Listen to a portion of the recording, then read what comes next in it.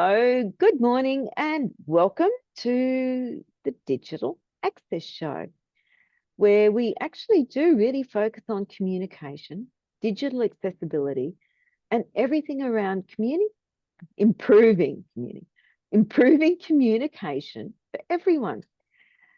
Today's guest is a digital marketing guru who has just been involved in a wonderful project that really does make life easier for people with vision impairment. Kathleen Casford from By Ninja, thank you for being on here. Thank you for having me, Narelle. Well, anytime. Love your work, Kathleen. Kathleen, can you tell us a bit about yourself and how you got into this project? Yeah, of course. So I am the creative overlord / founder of By Ninja. So we're a full service brand studio and we're based in Brisbane. We're fully, industry agnostic in terms of the types of businesses we work with, but we do a lot of work in the beauty space and working with founders all around the world on really interesting projects, particularly with beauty focused on packaging and those, general experiences around products and getting products, in front of people, through the mail, on the shelf, all of those kinds of experiences. So I guess in terms of like getting into this project in particular, I've been working with Wild for some time, I think we've been working together for like 3 or 4 years now. Yeah. And I guess a bit of a serendipitous meeting of yourself. So, obviously Matt does the guide running with you at Achilles, and I came along, I think it was towards the end of 2022 to help out because I think they needed some extra hands, and that's where you and I first met and got chatting. And I guess I was really interested in your role around digital accessibility and how that might influence, I guess, my work from a digital perspective that I was doing with brands. And so, we obviously got chatting and caught up, and through that process, you sort of shared some of your experiences with me around those product-based experiences and what it's like for you to A, shop, and B, then use those products in your home. And I guess that honestly is really what inspired this project for me, and seeing that need. Tell everyone about the project. I have to admit, I'm a big fan of the project. Yeah, I was sort of your test bunny, but I love doing it. I love being involved in this project. So Kathleen, please tell us exactly what you've done. Yeah, so we have used essentially 3D raised printing technique to integrate Braille into hair care packaging. And so we were able to do that in a way that was really cost effective for the brand, Wild.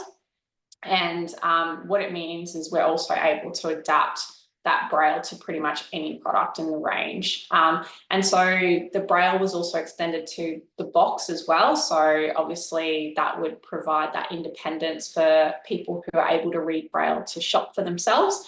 And then the Braille on the actual bottles and tubes to then make distinguishing those products in the home really easy.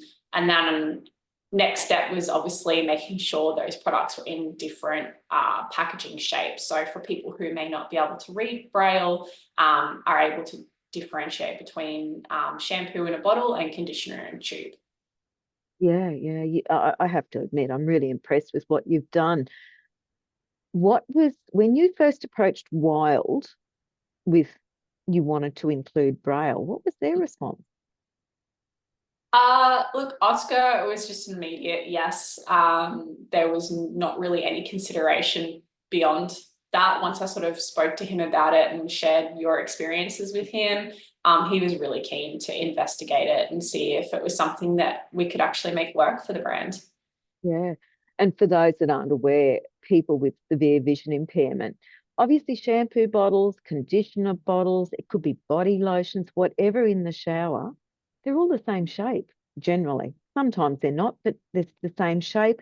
If you're using products from within one range, they're all the same color. So it becomes really hard for a person with a vision impairment to distinguish between them. And yes, I have washed my hair with body lotion before. I've been known to use shampoo or conditioner as body lotion because they are the same shape, generally the same size, and with no distinguishing features. And of course, for me, when I have to go and buy the product, again, we're looking the same shape, the same size. It makes a really big problem for us to try and get what we want. If you want shampoo and you buy conditioner, suddenly you've got 2 bottles of conditioner, no shampoo. You've got to go back and buy shampoo. It becomes more expensive as well for us.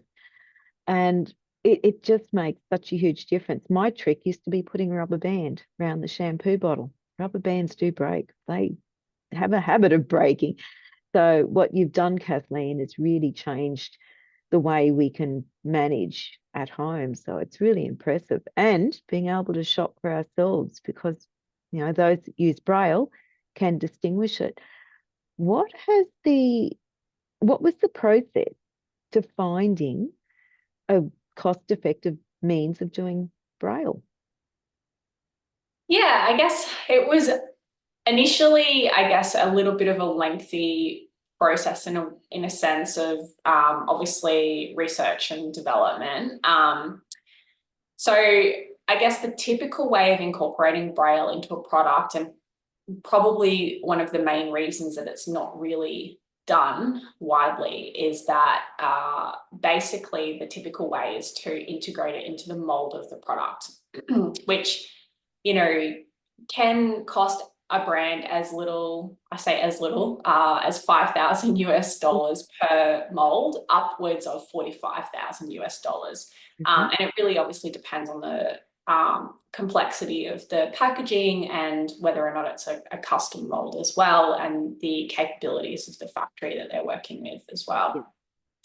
well. So obviously that's quite investment. And then also when you're looking at molding as well, you would then need a mold for every single SKU or every single product. So, Wow. you were saying before, for example, like if for a range where you might have 3 different shampoos because they have different purposes, maybe one for blonde hair, one for moisturizing, and one for brunettes, let's say.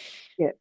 You typically try and use the same mold, so you provide some cost effectiveness to a business, because then it's just a matter of obviously printing or labeling, so you're not changing that main cost component. If you mold, then obviously you need a mold per every single product, which then obviously becomes a big management and storage process as well for the factory, which, yeah, you'd end up likely being charged storage fees for those molds because they're unique to you, and you would need one for every product. And if you think about, massive brands, they would have upwards of like 40 odd products in their range. Yeah. So, it's quite a significant investment from that perspective. Yeah. So, obviously not viable for, a smaller Australian brand. And while there's still a significant brand in size compared to some of those global brands, their quantities are still growing. So for startups and smaller scale brands, we were able to actually find this technique, which we'd coincidentally actually used previously, but in a slightly different way. So we'd actually used it as an aesthetic kind of element on the art series for the styling and prepping and finishing line for Wild. So we'd printed these raised textures on the caps of the bottles to create this really interesting kind of tactile experience with the product. Yeah. And I guess, after sort of talking with you, I just had this kind of thought. I was like, this is a raised kind of printing technique. It was quite textural. And so I thought, I wonder if this is something that you would be able to actually feel and distinguish. And so I think I got you to kind of test those for me and see if you could feel the textures and feel the patterns. And so while you could, it wasn't, I think, distinguishable enough because the patterns were quite abstract. Yeah. So basically then it was like, okay, can we get use this technique in a way to print the braille on the packaging and do it to the correct specs. So that was obviously working with yourself and Mark Muscat as well, and obviously Braille House to determine what those specifications and requirements were. And then we were able to work with the factory to then actually do some prototypes, obviously testing with yourself, testing with Mark, and other members of the vision impaired community who can read Braille as well, to then actually get that right. And also obviously with the embossing on the box as well, to make sure it's raised enough so that you can feel it despite the protective coating. So yeah, I guess that's kind of like the process that we sort of went through. And in the end, that 3D raised kind of like printing technique is actually what we've ended up running with. And it's worked fantastically because we can color match it to the color of the bottle and the packaging, so that to a vision abled person, it's just kind of like this interesting texture. And for people who can read Braille, it tells them exactly what's in the packaging. How cost effective was that? Very. So it worked out to be less than 5 cents a unit. Oh my gosh, you're kidding. Yeah. So it is that simple to do. Yeah. Could that process be applied to any product then? Pretty much, yes. Long story short, yes. So there are some compatibility requirements in terms of the plastic that 3D printing goes on and materials. So there are certain materials and certain plastics that it can adhere to. So for example, with the shampoo and conditioner, because they're in a sort of squeezy bottle and tube, you can't print that onto the squeezy components of it because it'll kind of crack off and it won't adhere properly. So you always have to adhere it to something that's rigid, so like really firm. So that's why on those ones we actually did it around, we were able to do it around the cap, which solved that problem. And then I guess the next step was saying, you know, probably going one step too far with this, but you know, like we needed to make sure the cap was integrated in the use of the product. So you won't having to take it off to use the product, because then you obviously run the risk of losing the cap, which has got the identifiable component on it. So yeah, it's just incredible what you've done. And what you're saying, it can apply to a tomato sauce bottle, or can it apply to a tin or glass? yeah, it can essentially apply to anything that's rigid. So potentially a tomato sauce bottle would probably have to find a element on it that it could adhere to, because they're like typically squeezy in some way. Maybe we could do it around the rim of the lid or something like that. Yeah, it's just such a simple solution that you've found, which has so many practical elements to you. What's the response been? I think so far the response has been overwhelmingly great. I mean, obviously seeing you experience it for the first time was amazing. That was exciting. Yeah, yeah. So I think that's just wonderful, and I think seeing the excitement of some of the members of the vision impaired community who have obviously, you know, engaged with it so far has been just amazing. And then I think in general, it's just been a nice response. You know, people seem, I think, really interested in the fact that it's something that a brand is invested in doing. And I think it's just sort of open conversation around it, because I guess like me, a lot of people just hadn't really thought about it as something that needed to happen in the industry. So yeah, I think it's been good. It's creating conversation, which I think is the most important element of it. Yeah, it has. It definitely has. Kathleen, for people that want to actually see the product, where can they find the product? So To the actually product. see and experience the product themselves. Oh, yeah. So if you'd like to experience it in store, it's available for sale in Oscar salons all around Australia. So I think they've got salons in Sydney, Melbourne, Gold Coast and Brisbane. Or you can purchase online from Wild's website, which I think is wild.hair. Excellent. Kathleen, considering everything you've done to make this accessible, And no, it's not digital content, but you're using techniques that can really apply to so many different things and actually make life easier for a lot of people. What are the takeaways that you would give to everyone, participants, business? Can you give us a couple of takeaways?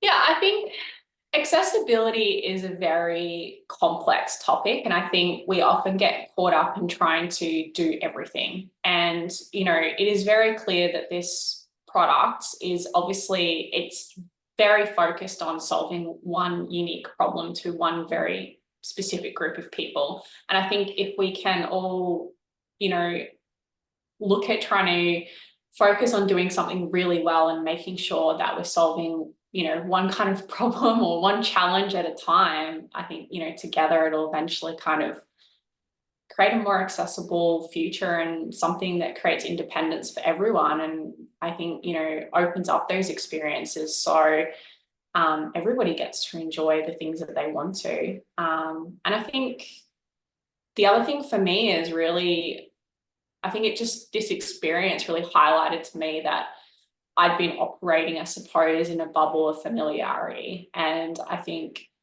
putting yourselves in scenarios and surrounding yourselves with people that are going to challenge your perspectives and your everyday experiences so that you are actually creating things and solutions and products and designs that are inclusive and are for more people. Kathleen, thank you. Thank you for doing this project. Thank you for Oscar Cullinan from Oscar for saying yes, because hopefully it's going to show the way for a lot more people in business to understand. Bit of thought. Yeah, you had to do a bit of playing, but it is a simple, cost-effective solution to a problem which, a lot of people as they get older are going to experience. It's just part of aging as well. I've got it a lot earlier than many, but hey, I can deal with those issues a lot earlier, and a lot of people will deal with them later on. So, Kathleen, how can people contact you? Oh, yeah. So if you'd like to get in touch, you can probably the easiest way is to reach out via our website, which is www.byninja.com.au. Excellent. Thanks again, Kathleen. It's always wonderful to talk to you. And that's another episode of the Digital Access Show. Gosh, I had a brain there for a minute. And if you like what we're doing, please like, review, subscribe, Google review, you name it. We'd love to hear your comments and your thoughts. And we'll see you next time on the Digital Access Show. See you then.